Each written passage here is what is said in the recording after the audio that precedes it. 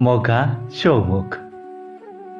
ପୂର୍ବରେ ପିପିଲି ମୁହାଣ, ପଶ୍ଚିମରେ ଡଗରା ଗାଁ, ଉତ୍ତରରେ ସୁବର୍ଣ୍ଣରେଖା ନଦୀ ଓ ଦକ୍ଷିଣରେ ବଙ୍ଗୋପସାଗରର ଅବସ୍ଥିତିକୁ ଦେଖି ବୋଧେ ଆମ ପୂର୍ବପୁରୁଷ ଆମ ଗାଁକୁ ଚାରିଟି ମୁଖ ଥିବା ଗାଁ ବା ଚୌମୁଖ ନାମରେ ନାମିତ କଲେ।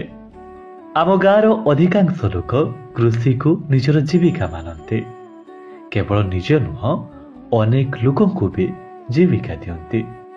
ଏଠାରେ ଥିବା ଶହ ଶହ ପାନ ବରଜ, ହଜାର ହଜାର ସଂଖ୍ୟାରେ ଗୁଆ, ନଡ଼ିଆ, କାଜୁ ଗଛ, ହେକ୍ଟର ହେକ୍ଟର ଜମିରେ ଧାନ, ଚିନାବାଦାମ, ପରିବା ଓ ଚିଙ୍ଗୁଡ଼ି ଚାଷ, ସମୁଦ୍ର, ନଦୀ ଓ ମୁହାଣର ବିଭିନ୍ନ ପ୍ରକାର ମାଛ ସହିତ ଅଲିଭ୍ରିଡ୍ କଇଁଛ, ନାଲି କଙ୍କଡ଼ା, ନୀଳରକ୍ତ କଙ୍କଡ଼ା ଓ ଜଙ୍ଗଲୀ ଘୁଷୁରୀ ପରି ଅନେକ ଦୁର୍ଲଭ ପ୍ରଜାତି ଆମ ଗାଁକୁ ନିଜ ବାସସ୍ଥଳୀ ଭାବେ ଆପଣାଇଛନ୍ତି।